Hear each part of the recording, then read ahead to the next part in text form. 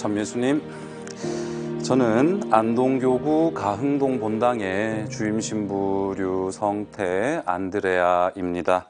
이렇게 둘레 특강을 통해서 우리 형제님들, 자매님들과 함께 인사드리고 할 수 있어서 참으로 기쁩니다.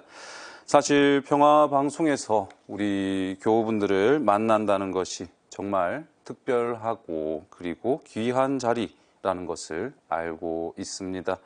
그리고 저에게 있어서도 많은 도움과 그리고 좋은 경험이 되리라 생각이 됩니다. 그래서 비록 부족하지만 용기를 내어 보았습니다. 이 자리 마련해 주신 모든 분들께 진심으로 감사드립니다. 오늘하고 다음 주하고 두 번 둘레 특강을 통해서 저를 만나게 되실 텐데요. 많은 분들께서 이제 둘레 특강을 통해서 좋은 말씀을 많이 해주셔서 다소 걱정이 됩니다. 사실 저는 정말 별거 없거든요. 머리가 좋지도 않고 그렇다고 말을 잘하지도 않고 잘하는 게 있기는 합니다. 몸으로 때우는 거 잘합니다. 그렇다고 또 이렇게 몸으로 때우려고도 하니 또 어렵고 해서 그래도 한번 용기를 내보았습니다. 그리고 가장 큰 걱정은 제 말을 우리 형제님들, 자매님들께서 잘 못 알아들으시는 것은 아닌가라는 생각이 있습니다. 저희 본당이 성전 건립을 하는 중이라서 이곳저곳 다양한 곳에서 모금도 하고 판매도 하는데요. 특별히 경상도 이외의 지역에 계신 분들께서 신부님, 강론 때 도대체 무슨 말씀을 하시는지 못 알아듣겠어요 라고 말씀을 하십니다. 그래서 예를 들어보면 강론 중에 제가 들깨에 대해서 좀 말씀을 드리는데 그 들기름 짜는 그 들깨입니다. 그래서 저희 경상도에서는 뜰깨라고 합니다. 그런데 못 알아들으시더라고요. 그래서 들깨가 뭔가요? 라고 질문을 하십니다. 이 사투리 때문에 고생도 많이 했었습니다. 한 번은 안동교구 50주년 기념 행사 때 이제 사제단에서 연극을 준비를 해서 한 5천 명이 넘는 신자들 앞에서 공연을 했던 적이 있습니다. 복자 박상근 마티아와 깔레강 신부님의 이야기를 소재로 이제 연극을 했었는데 첫 준비 모임에서 배역을 정한다고 하면서 감독님께서 대본을 읽어보라고 하시더라고요. 특이한 것은 사실성을 살린다고 안동 지역 사투리로 이제 대사가 되어 있었습니다. 앞에 몇몇의 신부님들께서 이 대사를 읽어 보셨는데 이제 좀 어색했죠. 그렇게 제 차례가 되어서 그 대사를 읽게 되었는데 그날따라 더더욱 사투리가 입에 쫙쫙 붙더라고요.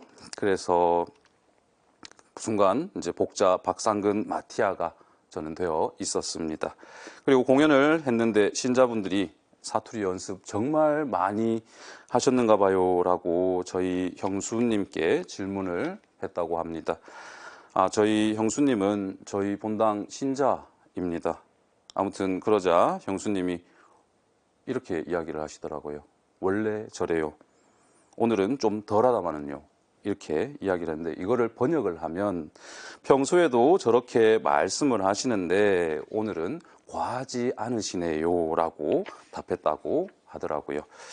이번 두 번의 만남에서 알아들으시는 데 있어서 다소 어려움이 있으시겠지만 대충 눈치껏 잘 알아들어 주셨으면 좋겠습니다. 신부님 강론 때 남들 다 웃는데 또 나만 못 웃으면 좀 그렇잖아요. 그냥 라디오 틀어놨다라고 생각을 하시고 편하게 할 일 하시면서 주의 깊게 들어주시면 좋겠습니다.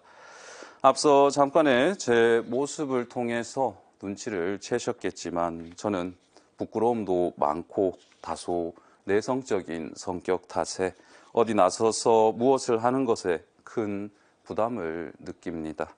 그럼에도 불구하고 이렇게 용기 낸 점을 예쁘게 봐주시고 그리고 측은히 어여삐 여겨주시기 바랍니다. 오랜만에 만나는 법과 둘레길 걸으면서 그동안 살아온 이야기 두런두런 나누듯이 비록 얼마 살지는 않았지만 제가 살아온 신앙에 대해서 쭉 펼쳐보도록 하겠습니다. 사제 서품을 기점으로 오늘은 사제가 되기 전, 그리고 다음 주는 사제가 되고 난 이후에 대해서 이야기해 보도록 하겠습니다. 그래서 우리가 어떤 물건을 살 때 뒤편에 보면은 제품 성분도 보고 하지만 제일 먼저 보는 것이 원산지 아니겠습니까? 그래서 저에 대해서 말씀을 드리려면 먼저 공장에 대해서, 제조원에 대해서 함께 알아보아야겠죠. 원산지인 제 고향은 경상북도 봉화군 춘향면이라는 아주 작은 시골 동네입니다. 그리고 제조원은 류 베드로 사장님과 어머니 오 마리아 사모님 사이에서 둘째 아들이자 막내로 태어났습니다. 그리고 저에게는 형이 하나가 있는데 어머니께서는 사실 형이 사제가 되기를 원하셨었어요. 근데 불의하게도 제가 사제가 되었습니다. 그래서 형은 가정을 잘 꾸리고 저희 본당 신자로서 동생의 영적 지도하에 잘 지내고 있습니다. 아버지께서는 결혼 전에 개신교를 다니셨고 어머니는 아무 종교도 가지고 있지 않으셨어요. 두 분이 어떻게 만났냐면은 아버지와 같은 교회를 다니던 저희 큰 이모께서 중매를 쓰셨어요. 그래서 선자리를 이제 만나서 선을 봐서 결혼을 했다고 합니다. 선 보시기 전날 아버지 꿈에 다음날 선자리가 나왔다고 합니다. 아버지 앞에 앉아 있는 여성분은 정말 마음에 들지 않았고, 그래서 저 뒤에 앉아 있는 저 아가씨 정도면 괜찮지 않을까라는 생각이 들었는데, 그렇게 이제 아침에 일어나서 선자리에 나갔더니 뒤편에 앉아 있던 아가씨가 나오더랍니다. 참 아버지께서는 말씀을 잘하시죠.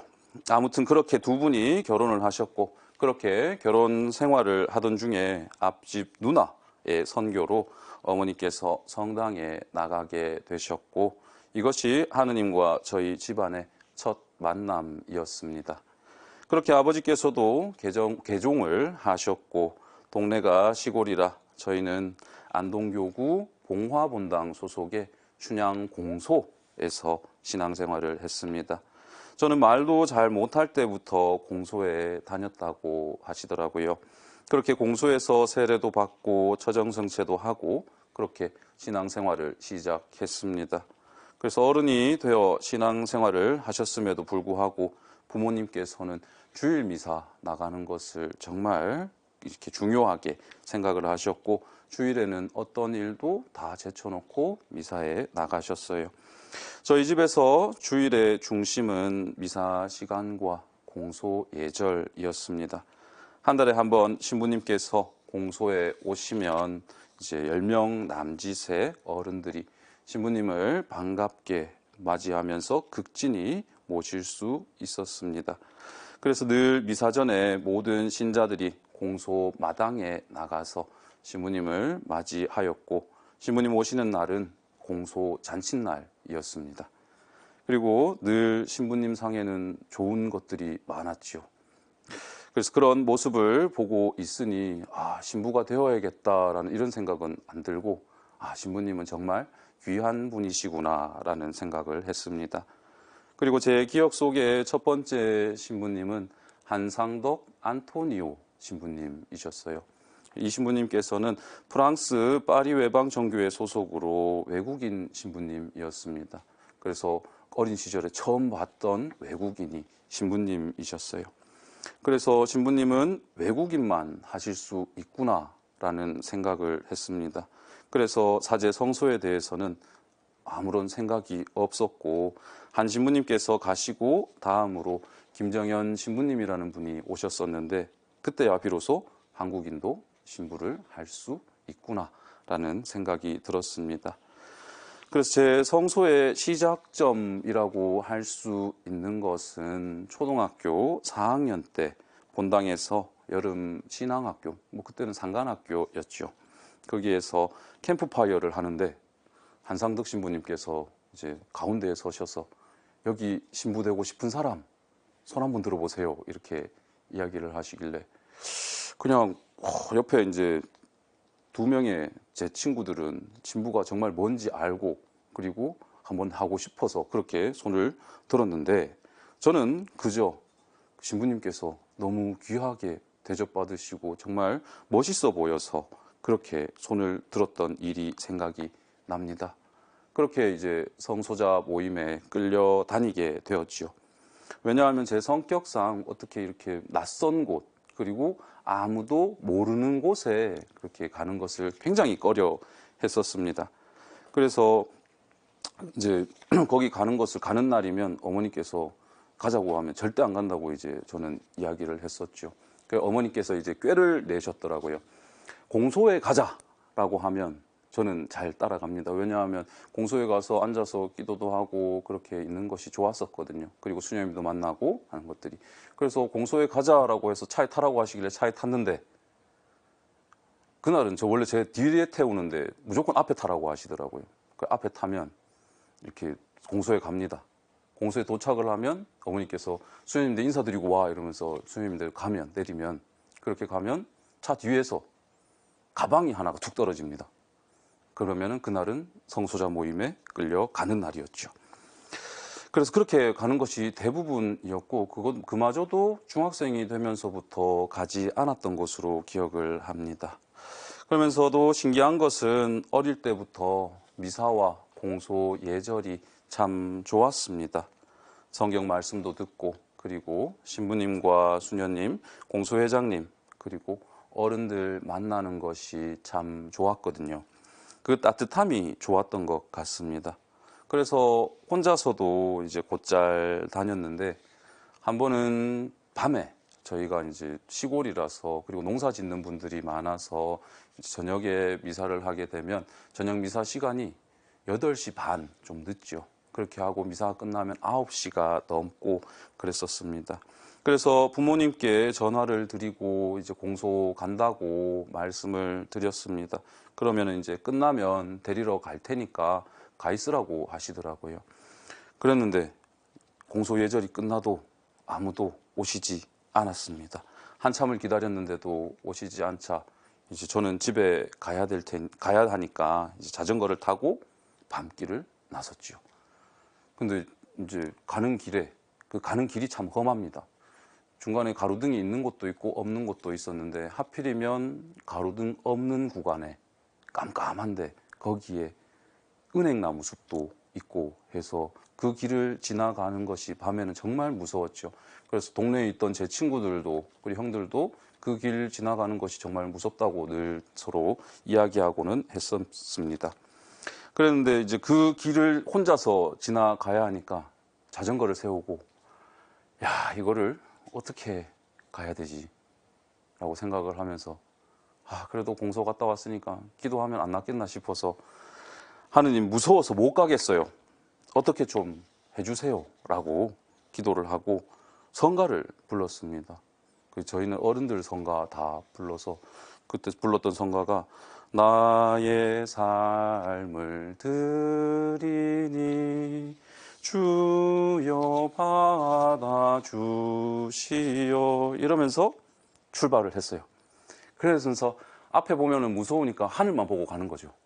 그런데 하느님께서 어떻게 제 기도를 들어주셨는지 저는 살면서 그렇게 긴 별똥별을 본 적이 없어요. 아직까지도. 왜냐하면 이쪽 하늘에서 이쪽 하늘 끝까지 쫙 별똥별이 지나가더라고요.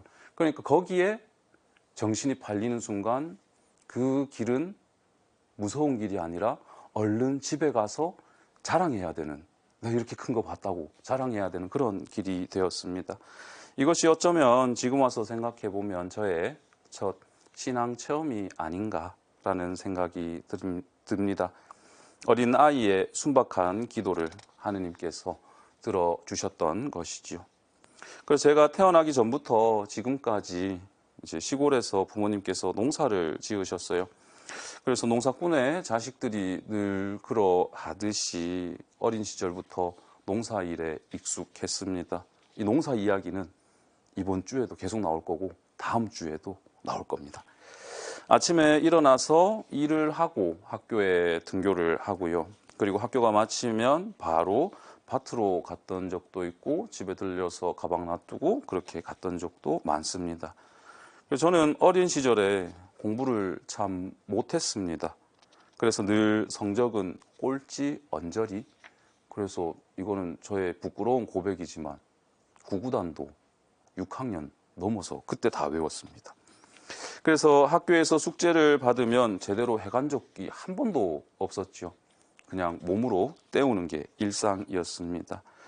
그리고 부모님께서도 공부에 대해서 특별히 말씀하신 적도 없고 한 번씩 책 검사를 하시는데 책에 공부한 흔적이 없으면 그날은 아주 작살이 나는 날이지요.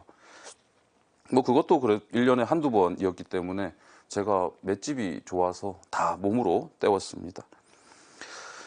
그래서 그렇게 시간이 흘러서 중학교에 진학을 했고 중학교 2학년이 되던 때 한날은 어머니께서 학교를 마쳤는데 학교 앞에 기다리고 계시더라고요. 그래서 뭐 또 밭에 일하러 가나 싶어서 탔더니 아니나 다를까 교복을 입은 채로 밭으로 데려가시더라고요. 원래는 집에 가서 옷 갈아입고 이제 데려가시는데 그래서 첫날은 그렇게 했는데 이게 둘째 날도 그렇게 되고 셋째 날, 넷째 날 한 일주일 넘게 그렇게 학교만 마치면 밭으로 계속 데려가더라고요. 또 제가 제일 싫어하는 일이 풀 뽑는 일인데 그 풀 뽑는 일만 시키시더라고요. 그래서 한 일주일 정도 하고 나니까 좀 이상한 생각이 들어서 부모님께 도대체 저인데 왜 이러세요? 라고 질문을 했더니 어머니가 네 공부할래, 일할래 그러시더라고요. 일한다 그러면은 매일 이렇게 와야 돼요. 이러니까 그러시길래 공부를 하겠습니다 라고 말씀을 드렸더니 그 다음 날부터 부모님 차가 학교 앞에 보이지 않아서 정말 안도의 한숨을 내쉬었죠. 그러면서부터 공부를 시작했습니다. 그래서 공부가 제일 쉬웠다는 어른들 말씀을 그때는 이해했지만 막상 신학교 와서 또 죽자 살자 공부를 해보니까 참 사람이 간사해요. 차라리 일이 더 편하지 않을까라는 생각도 들었습니다. 그래서 공부를 시작하자 어느 정도 성적도 상위권으로 올라서 졸업할 수 있었어요. 그렇게 고등학교를 저희 동네에는 인문계 고등학교가 없어서 이제 영주로 뭐 옛날로 얘기하면 유학을 떠났다고 이야기를 하죠. 그렇게 가서 기숙사 생활을 하면서 지냈었습니다.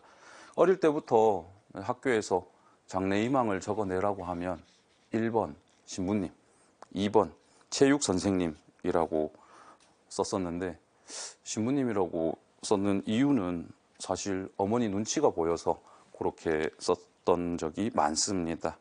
그래서 이제 한 번은 신부님을 쓰지 않았다가 엄청 혼이 난 적이 있어서 늘 제 장래희망에는 신부님이라고 쓰여져 있었습니다. 그리고 고등학교 1학년 때 이제 장래희망에 대해서 적으라고 해서 한번 용기를 내보아서 1번 선생님, 2번 신부님이라고 썼더니 이게 또 한 번 또 어머니인데 구사리를 들었습니다. 그래서 어떻게든 선생님이 되어야겠다라는 마음으로 열심히 공부를 했습니다. 사실 그때까지도 사제 성소에 대해서 신부님이 된다는 것에 대해서는 크게 생각이 없었습니다. 그런데 이제 어릴 때부터 어른들 보면서 기도하는 것들, 모습들을 많이 봐서 기도 생활은 계속 꾸준히 했었어요. 그래서 아침 기도는 할 때도 있고 안 할 때도 있었지만 저녁 기도는 꼭 기숙사에서도 꼭 챙겨서 바쳤었습니다. 한 번은 시험 기간이었는데 시험 기간이라고 기숙사에서 집으로 보내주지를 않더라고요.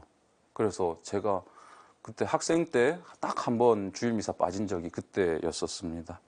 그래서 문득 공부도 중요한데 내인데는 신앙도 참 중요하고 주일은 당연히 미사에 가야 되는 날이었기 때문에 공부도 크게 중요하지 않았습니다. 주일에는. 그래서 이제 그 기숙사 담당 선생님께 가서 저 좀 보내주세요라고 말씀을 드렸더니 안 돼라고 하셔가지고 그때부터 시위를 하기 시작했습니다. 주일날 성당에도 안 보내주고 그런 종교의 자유가 있냐면서 막 이렇게 시위를 하고 부모님께도 말씀을 드리고 다른 이제 선생님들께도 말씀을 드려서 결국에는 이제 미사에 나갈 수 있었지요. 그러면서 그렇게 기숙사에서도 계속해서 미사 빠지지 않도록 그렇게 한번 노력을 했던 적도 있습니다.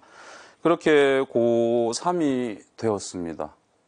그러면서 수능을 몇 달 앞둔 시점에서 이제 기숙사에서 집으로 가는 날이 토요일이었는데 어머니께서 학교 앞에 기다리고 계시더라고요. 그래서 오늘 집에 가는데 왜 오셨지? 라는 생각을 하면서 다짜고짜 또 차에 타라고 하시더라고요. 그러더니 이제 봉화로 춘향으로 집으로 차를 가야 되는데 자꾸 안동 쪽으로 가시길래 어머니께서 안동에 이제 병원을 자주 다니셔가지고 병원 가시는가 하면서 그냥 가마 타고 있었고 그러다가 도저히 궁금해서 어디 가는데요? 라고 하니까 계속 다른 말씀만 하시더라고요. 그러면서 이제 어떤 건물 앞에 차를 세우시더라고요. 거기가 어딘지도 몰랐습니다. 그러더니 여기 수녀님하고 신부님 계시니까 나는 수녀님 좀 만나고 올게라고 어머니가 이야기를 하시길래 그럼 너는 기다리기 지루하니까 들어가서 신부님하고 이야기 좀 나눠봐 라고 해서 신부님을 그렇게 쉽게 만날 수 있는 분이 아닌데 뭐지? 하면서 그래 일단 들어가라 그래서 들어갔더니 신부님께서 정말 반갑게 맞이해 주시더라고요. 그래서 그 신부님께서는 성소 담당 신부님이셨고 그 장소는 교구청이었습니다. 신부님께서 저에게 너 신부 되고 싶나? 라고 말씀을 하시길래 또 어른이 말씀하시니까 또 다짜고짜 아니요 라고 답은 못하고 그래서 이렇게 어머니인데도 좀 얘기도 해봐야 되고 그러면서 그렇게 이제 한번쯤 생각은 해보겠습니다 라고 말씀을 드렸습니다. 그런데 신부님께서 이미 너희 부모님과는 다 이야기가 끝났다 라고 하시면서 그냥 딴 생각하지 말고 신학교 지원하라고 하시더라고요. 그래서 그렇게 신학교에 지원을 하게 되었죠. 왜냐하면 제가 고등학교 때 이제 친구하고 좀 심하게 다툰 일이 있어서 부모님께서 학교에 오신 적도 있고 해서 정말 부모님께 부끄러운 모습을 보여드리고 또 죄송한 마음에서 아버지 어머니인데 이제 이렇게 말씀을 드렸어요. 제가 참 아무 말 안 하고 어머니 아버지 하라는 거 딱 하나는 그렇게 따르겠습니다 라고 말씀을 드렸어요. 그래서 그렇게 면담을 하고 오는 길에 어머니께서 그 소원 이제 한번 쓰자 이러셔가지고 뭔데요? 라고 하니까 너 신학교 가라고 하시더라고요. 그래서 알겠다고 하고 다음부터는 어디 갈 때 미리 좀 알려달라고 그렇게 말씀을 드렸습니다. 그렇게 신학교에 지원을 했고 그리고 이제 수능을 치고 신학교 입학시험을 치는 날이 왔습니다. 그래서 입학시험 크게 영어 시험이 있고 영어로 이제 성경을 번역하는 건데 그거랑 그리고 교리 시험이 있고요. 그리고 오후에는 면접이 있었습니다. 그래서 영어 성경을 이제 번역을 하는 것이었는데 뭐 매번 보던 복음 말씀드리고 해서 그건 좀 쉽게 번역을 할 수 있었죠. 그랬는데 문제는 교리 시험이었습니다. 제가 아는 교리는 주일에 미사 빠지면 안 되고 묵주기도랑 아침 저녁 기도 잘 챙기고 때가 되면 고해성사 보는 게 다였습니다. 아는 것이 없어서 그 시험 아무것도 쓰지 못하고 대충 이렇게 하고 이름만 쓰고 나왔습니다. 그래서 교리 시험 망했다라고 생각이 들어서 그래서 그냥 시험 이제 면접도 신학교 떨어졌구나 라는 생각을 하면서 면접을 보러 갔습니다. 정말 마음 편하게 면접을 볼 수 있었죠. 떨어졌는데 왜 면접까지 보고 가라는 건지 이해도 못했었습니다. 그런데 신학교에서 면접을 3번 합니다. 그래서 건강에 대해서 첫 번째 면접은, 두 번째는 기도에 대해서, 그리고 세 번째는 성적에 대해서 이렇게 이야기를 하시는데 제가 먼저 들어갔던 방은 공부에 대해서 말씀하시는 방이었어요. 그래서 공부에 성적표 보시더니 신부님들께서 한 3, 4분 정도 그 방에 각각 계시는데 신부님께서 니 공부 잘했네? 이러시길래 아닙니다. 뭐 했습니다. 이렇게 말씀을 드리니까 그래 뭐 이 정도면은 뭐 이러시더니 나가라 하시더라고요. 뭐지? 하면서 이제 나왔는데 두 번째 들어갔던 방이 건강 그쪽 관련이었던 방인 것 같아요. 그러더니 취미가 뭐야? 라고 물으시길래 축구입니다. 이랬더니 특기는 뭔데? 이러니까 축구입니다. 무조건 축구였거든요, 저는. 그래서 그렇게 하니까 야, 신학교에서 축구 맨날 할 수 있다 그러면서 그때부터 축구 얘기를 시작하시더니 넌 주로 어떤 포지션을 하냐 그러시면서 저는 주로 수비수도 하고 뭐 이것저것 다 하기는 합니다 라고 말씀을 드리면서 계속 그 방에서 축구 얘기만 하다가 나왔습니다. 나오면서 들었던 생각이 또 이건 뭐지? 라는 생각이었죠. 그러면서 이제 세 번째 방이었던 기도 이제 영성 생활에 관한 방이었죠. 거기에 들어가서 신부님께서 네가 좋아하는 기도가 뭐냐고 물어보시더라고요. 그래서 제가 그때 당시에는 제 이름을 아는 기도는 주님의 기도밖에 없었습니다. 그래서 주님의 기도 좋아합니다 라고 하니까 신부님께서 박수를 치시면서 역시 야, 제일 중요한 기도를 아냐고 그러면서 이렇게 해주시더라고요. 그러면서 엄청 좋아하시더라고요. 그리고 교수 신부님들께서 마지막으로 나오는데 저희한테 질문을 하시더라고요. 너 이번에 떨어지면 신학교 지원할 거라 이러시길래 한 번에 아니요, 숨도 안 쉬고 대답을 했습니다. 그렇게 시험과 면접을 마치고 집에 돌아와서 이제 어머니 아버지인데 저 떨어진 것 같아요. 그러니까 왜 이러시길래 교리 시험을 너무 못 쳤습니다 라고 이야기를 하니까 아 그래 할 수 없지 라고 하시면서 이제 마음 좀 실망도 하셨더라고요. 그런데 저도 그렇게 준비하긴 했었지만 좀 마음도 상하고 이래서 속도 상하고 해서 아무 말도 안 하고 있으니까 어머니 아버지가 뭐 그런 거 갖고 그냥 그러면서 이렇게 이야기를 하시더라고요. 그래서 이제 다른 학교를 가려고 알아보고 있었습니다. 계속해서 알아보다가 고해 12월 24일에 오후에 신부님께서 저희 성소 담당 신부님께서 전화가 하셨더라고요. 전화를. 그래서 전화를 그렇게 받았는데 네 합격했다 그러시길래 이 뭐 제가 왜 그러니까 기쁨도 아니었습니다. 왜라는 의문, 예, 물음표가 딱 들더라고요. 그래서 제가요라고 말씀을 드렸더니 그렇게 이제 상세한 이야기를 해주시는데 어째 그리 다 틀릴 수 있었는지 정말 신기하다 그러시면서 교리 시험을 그렇게 하시더라고요. 근데 교리 시험을 못 친 거는 맞는데 어차피 신학교 들어와서 그 교리는 다 배우면 된다고 합격시켜 주셨다고 이야기를 하시더라고요. 그래서 저의 가능성을 그때는 봐주셨던 것이죠. 그렇게 신학생이 되었습니다. 사실 저는 예비 신학생이 아니었어요. 그래서 그렇다고 이제 본당에 있었던 것도 아니고 그래서 모든 것이 생소하고 새로웠습니다. 가장 놀랐던 것은 신학교에 가서 우와, 신부님들과 이렇게 가까이 지낼 수 있다고라는 것이었어요. 신부님은 저에게 있어서는 정말 귀한 분들이셨고 늘 한두 걸음 이렇게 떨어져서 신부님 말씀을 경청하고 배웠기 때문에 늘 경외와 선망의 대상이었죠. 쉽게 말해서 정말 어려운 분들이셨습니다.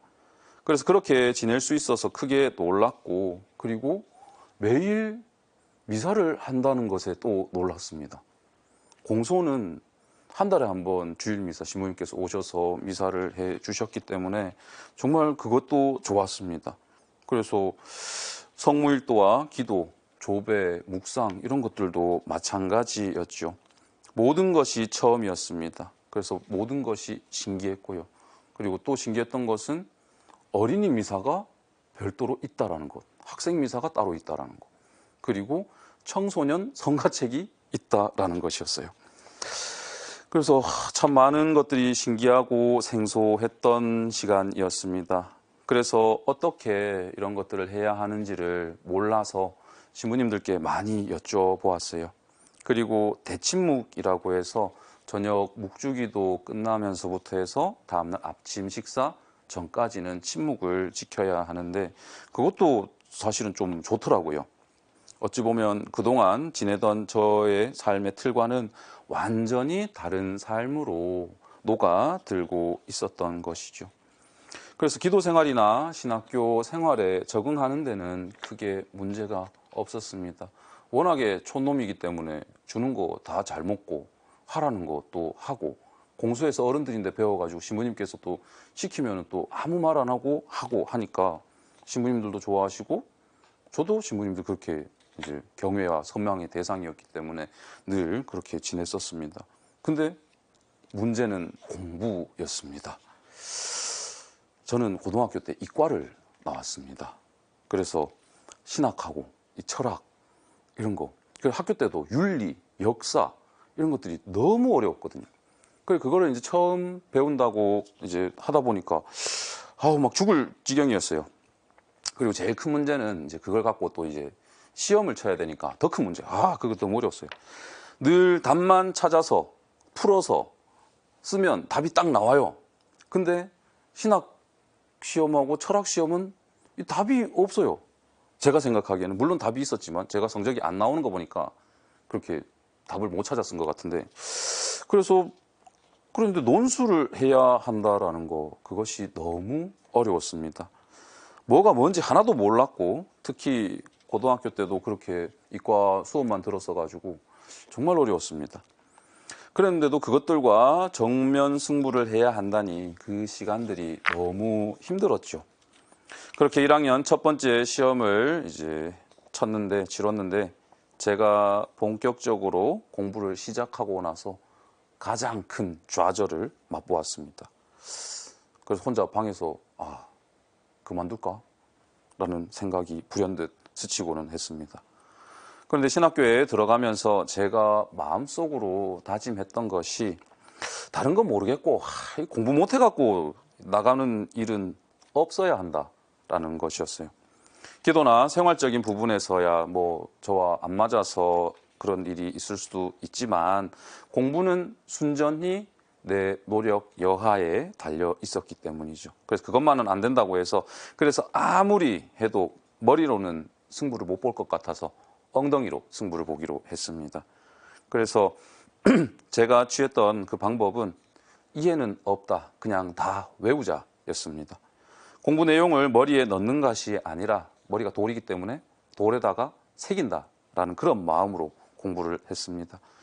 그리고 저에게 신학 내용이 어려워서 이러한 것들이 나가서 실제로 우리 본당의 공소의 어르신들인데 어떻게 설명을 할 수 있을까라는 것이 늘 제 공부의 중심이었습니다. 그래서 그걸 어떻게든 풀어보려고 늘 애쓰면서 공부를 했죠. 그런 어려움을 겪으면서 이렇게 해서 노하우가 생겨서 지금은 예비자 교리를 할 때 다 1대1로 합니다. 궁금하신 거 있으면 바로바로 물어보시라고 하고 그걸 다 이렇게 풀어서 설명을 해드립니다.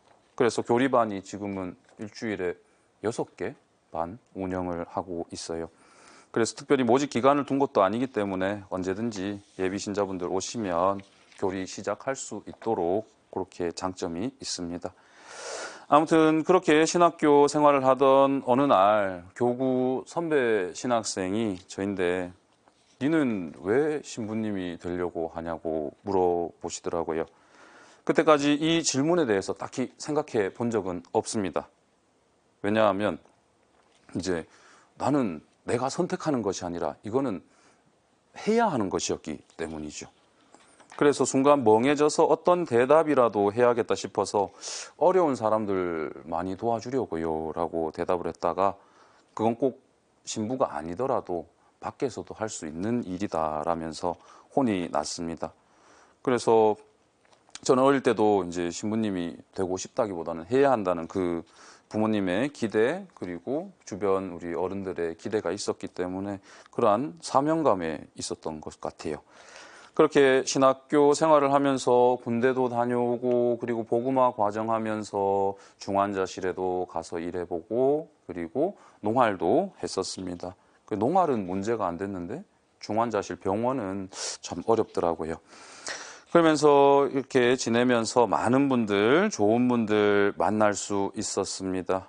그러면서 그때서야 제가 꿈꾸는 사제상이 잡히더라고요. 뭐였냐면 신자들에게 보탬이 되는 신부였습니다.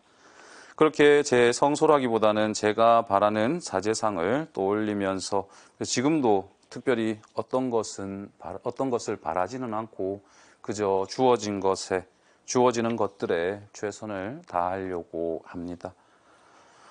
신학교에서는 다들 익히 알고 계실 거예요. 규칙과 규율이 엄합니다. 그런데 저는 신학교가 참 편했습니다. 시키는 대로만 하면 되었기 때문이죠. 하지만 저를 늘 힘들게 했던 것은 다른 것도 아니고 배고픔이었습니다.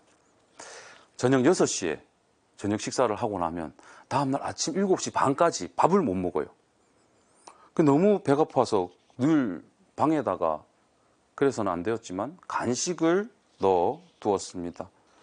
동기들도 아무도 먹을 게 없어도 성태인데 가면 먹을 게 있다라는 생각들이 은연중에 박혀 있었죠. 왜냐하면 제 방의 이 비밀 서랍장에는 늘 이제 간식들이 들어 있었기 때문입니다. 어떤 신부님들 보면 이야기하신 신학교 때 이야기 들어보면 뭐 침대 밑에다가 술을 넣어놓고 뭐 그렇게 감춰갖고 한 번씩 먹었다라고 이야기를 하셨는데, 저는 담이 작아서 그렇게 못하고 사이다, 콜라, 음료수하고 라면하고 기타 간식들을 비상식량으로 늘 쟁여 놓았습니다. 그러면서 이제 어느 날 동기가 하나가 저인데 와서 대치목 시간인데 그걸 막 말 걸고 하면 안 되는데 너무 배고프다고 좀 먹을 거 좀 달라고 그러더라고요. 그래서 힘들어하는 이웃을 외면치 말라는 예수님의 그 큰 가르침을 또 몸소 실천하기 위해서 들어오라 그랬습니다. 저에게는 라면 포트라고 해서 이 라면을 전기로 해갖고 이렇게 끓일 수 있는 그것도 있었고, 수저 세트가 있고 그릇이 늘 준비되어 있었습니다. 그래서 둘이서 신나게 라면을 끓여 먹고 이제 치우려고 방문을 이렇게 슥 열었는데 그 앞에 생활 담당 신부님이 이러고 서 계시더라고요. 참 많은 생각이 들더라고요. 이 라면 먹다 잘렸다 그러면 이거 어머니 아버지인데 갖고 어떻게 얘기를 해야 되지? 라고 하면서 그랬는데 그 신부님께서 그냥 이렇게 보시더니 휙 가시더라고요. 뭐지? 하면서 라면을 끓여 먹는 것도 대치묵 시간에 그렇게 누구랑 함께 있는 것도 안 되는데, 참 많은 생각이 들었는데 그 훗날에 이제는 말할 수 있다 할 때 제가 한번 물어봤었는데 아무도 못 봤다고 그러시더라고요. 제가 체형이 크고 그 동기는 체형이 작고 신부님도 저보다 키가 작으셔갖고 문 탁 열었을 때 제가 이렇게 탁 문 앞에 탁 서니까 그대로 다 가렸던 거예요.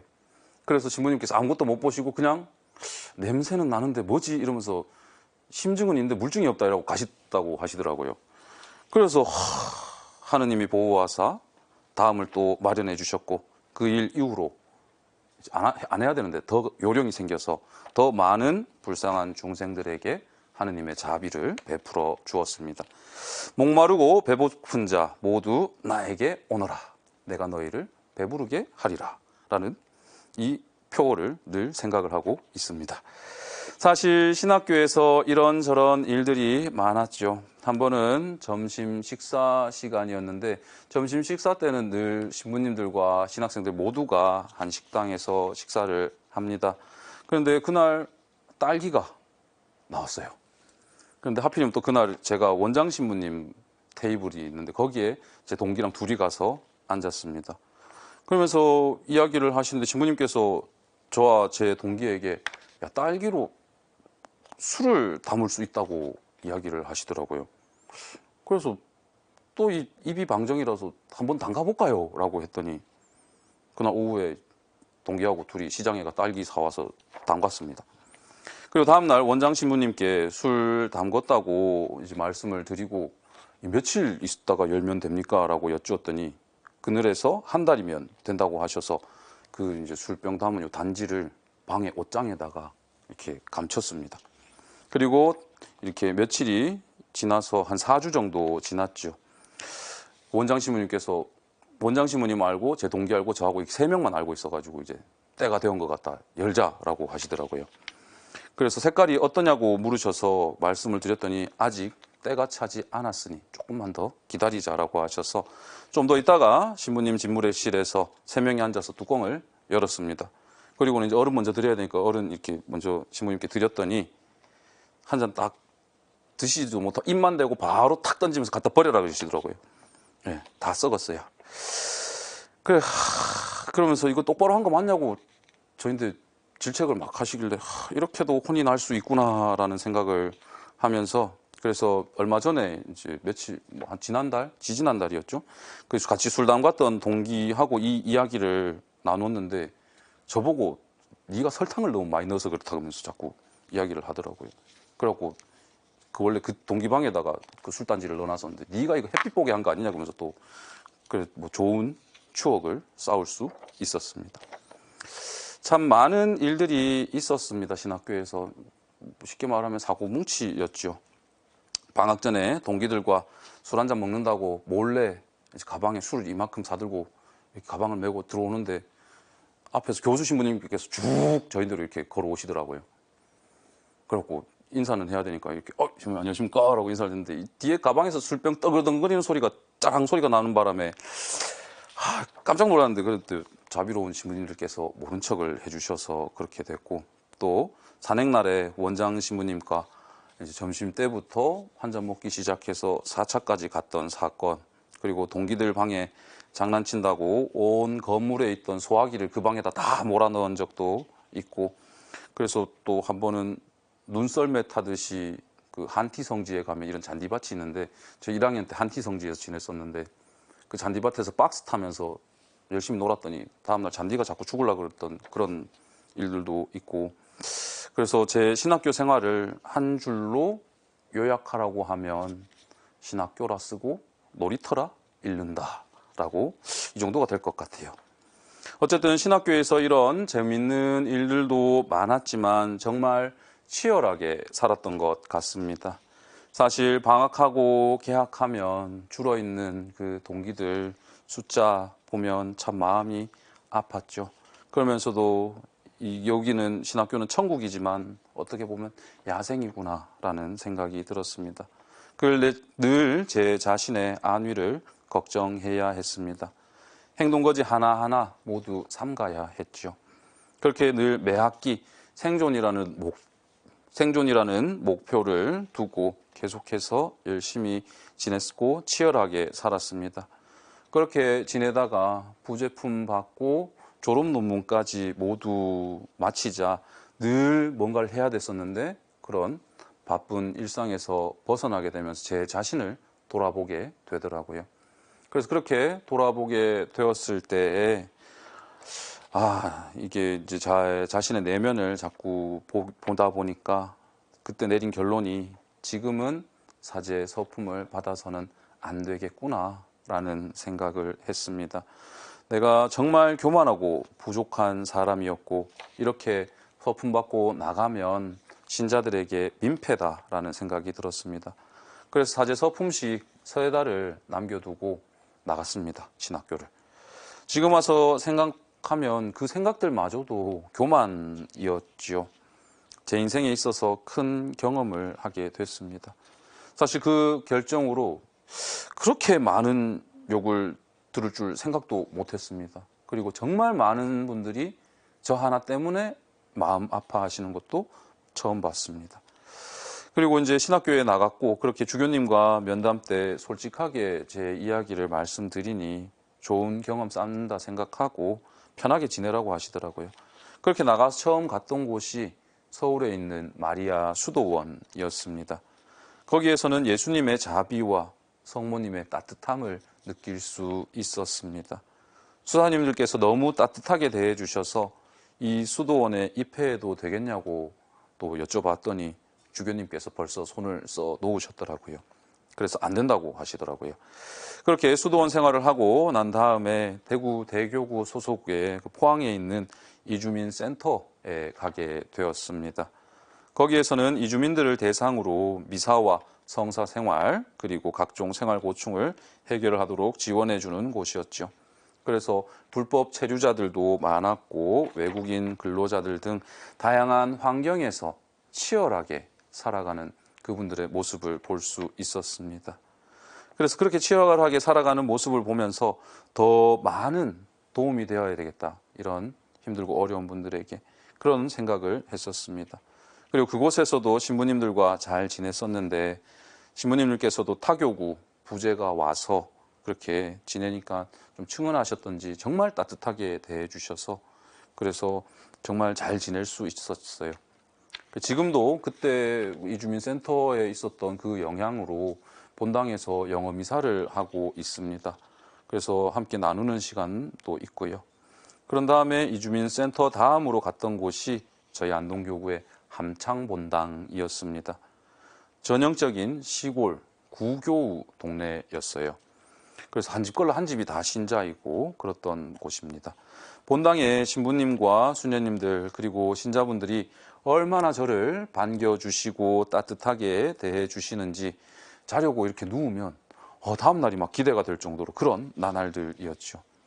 이렇게 떠돌이 생활을 하면서 하느님께서는 저에게 부족한 부분을 많이 채워주셨습니다.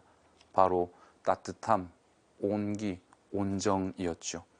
어릴 때 공소에서 받았던 그 따뜻한 마음 그리고 그 온정을 다시금 떠올릴 수 있었습니다. 늘 평가받고 눈치 보며 힘들게 살아왔던 지난 시간들이 사실은 더 나은 저를 만들기 위한 것이었고 그런 결과에 도취되어서는 안 되며 서품은 나의 선택이 아니라 하느님과 그리고 주교님을 대표로 하는 모든 신자들의 선택이다라는 생각이 들었습니다. 그리고 가장 크게 느낀 것이 사제는 늘 따뜻한 사람이 되어야 한다라는 것이었어요. 경상도 시골 촌놈이라서 감정 표현도 서툴고 마음은 그게 아니면서 빽빽 소리만 지르고 욱하기만 하고 다 까먹는 그런 사람이 바로 저입니다. 하지만 차츰 시간이 지날수록 우리 신자분들이 너무 착해서 다 참고 그리고 제 마음을 알아주시는 것 같아서 정말 감사하게 생각하고 있습니다. 그래서 따뜻한 사람이 되려고 더 노력을 하고 있지요. 그래서 이런 따뜻한 사람이 되기 위한 저의 노력, 그래서 그렇게 사제 서품도 잘 받을 수 있었고요. 그래서 따뜻해지려고 했던지 저는 여름에 또 서품을 받았습니다. 그렇게 뜨거울 때. 그래서 그러한 마음들을 잘 전달해 드려야 하고 또 하느님의 마음, 예수님의 사랑도 또 잘 전달해 드리기 위해서 노력하는 그런 모습들이 이제 다음 주에 이야기가 진행이 됩니다. 그래서 사제 서품 이후의 이야기들은 다음 주에 함께 나누어 보도록 하겠습니다. 그래서 살면서 살아왔던 이야기 정말 부족한 이야기이고 뭔가 특별한 교훈도 그런 뜻도 있는 그런 이야기는 아닙니다. 그저 두런두런 이야기 잘 들으셨다라는 그런 마음만 있으시면 오늘 제가 드린 말씀들 그리고 저의 이 강의가 성공적이지 않았나라는 생각이 듭니다. 그래서 다음 주에는 더 따뜻한 시간 될 수 있도록 함께 또 좋은 시간 만들어 보도록 하겠습니다. 한 주 동안 주님의 말씀 안에서 주님의 사랑 안에서 모두 좋은 일들, 기쁜 일들 많으시기를 기도하겠습니다. 오늘 여기에서 마치도록 하겠습니다. 감사합니다.